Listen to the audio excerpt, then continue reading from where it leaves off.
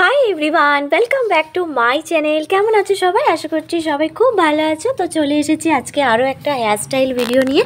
আজকে হেয়ারস্টাইলটা একটা খোপা হেয়ারস্টাইল করেছি। আর এই হেয়ারস্টাইলটা শাড়ির সাথে, লেহেঙ্গার সাথে, যে কোনো ড্রেসের সাথে তোমরা করতে পারবে। মানে যে কোনো, মানে এই দুটো ড্রেসের সাথে ভীষণ সুন্দর লাগবে। আর একটা মোটা গজরা ইউজ করেছি হেয়ারস্টাইলটা, যাতে হেয়ারস্টাইলটা আরও, মানে হেয়ারস্টাইলের সৌন্দর্যটা আরও সুন্দরভাবে খুলে দেয়। তো চলো আজকে হেয়ারস্টাইলটা কীভাবে করেছি দেখে নেওয়া যাক। তো হেয়ারস্টাইলটা প্রথমে ভালোভাবে চুলটাকে, হেয়ারটাকে কম করে নিয়েছি, নিয়ে জট ছাড়িয়ে নিয়েছি। নিয়ে আমি একটা মিডল পার্টিং করছি। মিডল পার্টিং করার পরে আমি ইয়ার টু ইয়ার পার্টিং করে নেব। ইয়ার টু ইয়ার পার্টিং মানে মিডল পার্টিং থেকে কানের পিছন দিক পর্যন্ত একটা দুদিকে দুটো সেকশন বের করতে হয়। এটাকে বলে ইয়ার টু ইয়ার পার্টিং।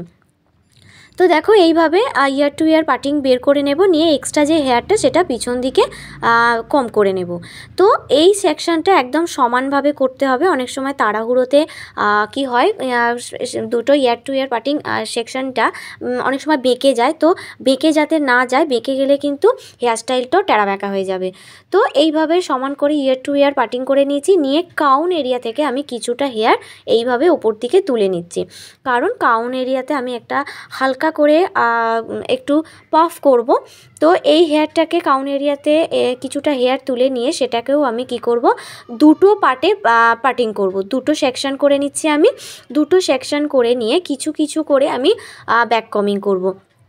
একবারে পুরোটা নিয়ে ব্যাক কমিং করলে কিন্তু শুধু পিছন দিকটাই ব্যাক কমিং হবে, সামনের দিকটা কিন্তু ব্যাক কমিং হবে না।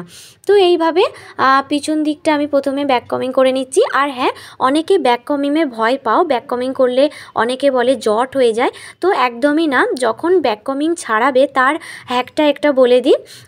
তো যখন ব্যাক কমিং ছাড়াবে তখন কি করবে, একটু সেরাম লাগিয়ে নিবে। সেরাম লাগিয়ে নেবার পরে একদম নিচের দিক থেকে হেয়ারটাকে আস্তে আস্তে করে কম করলে কিন্তু ব্যাক কমিং ছেড়ে যায়। তো দেখো, যে দুটো পার্টিং করেছিলাম সেই দুটো পার্টিংকে আমি এইভাবে ব্যাক কমিং করে নিলাম। ব্যাক কমিং করে নিলে কি হবে, পাতলা চুলটা আমার ঘন দেখাবে, আর ওখানে হেয়ারস্টাইলটা কিন্তু ঘাটবে না। আর উপর দিক থেকে একটু কম করে নিয়ে পিছন দিকে আমি এইভাবে ববি পিন দিয়ে সিকিউর করে নিচ্ছি। এরপর ইয়ার টু ইয়ার পার্টিং দুটো ছেড়ে বাকি যে হেয়ারটা সেটা পিছন দিকে আমি এইভাবে একটা রাবার ব্যান্ড দিয়ে পনি বানিয়ে নিচ্ছি। আর পনিটা কিন্তু একদম নিচের দিক করে আমি করেছি। এরপর সামনের দিকে আমার ফ্রন্টের হেয়ারস্টাইলটা করে নেব।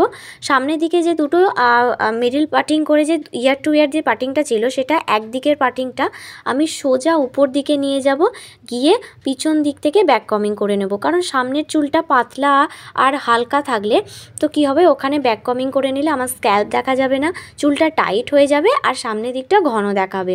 তো দেখো এইভাবে দুদিকে আমি সোজা নিয়ে গিয়ে আমি এইভাবে ব্যাক কমিং করে নিয়ে দুদিকে ছেড়ে দিলাম। দিয়ে আমার দুটো আঙুলের সাহায্যে ঠিক এইভাবে পাকিয়ে পাকিয়ে আমি হেয়ারটাকে কি করব, পিছন দিকে নিয়ে যাব। যেখানে আমি পনি বানিয়েছি ঠিক সেই জায়গাটায় নিয়ে যাব।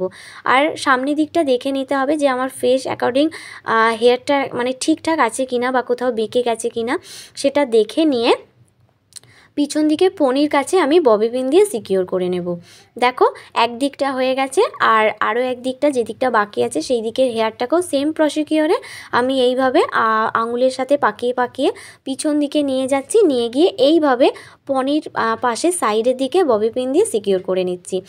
এরপর দুদিকে ববি পিন দিয়ে সিকিউর করার পরে যে এক্সট্রা হেয়ারটা থাকছে সেটাকে ছেড়ে দিয়ে যে পনিটা বানিয়েছি তার উপরে একটা ছোট্ট বান নিয়েছি। বানটাকে আমি কি করব, ইউ পিন দিয়ে এইভাবে বসিয়ে নেব। বসিয়ে নেবার পরে পনির যে পুরো পনিটেলের যে হেয়ারটা আছে সেটা আমি এইভাবে বানটার উপর দিক দিয়ে নিয়ে চলে যাব, গিয়ে বানটাকে ভালো করে হেয়ারটা দিয়ে কভার করে নেব।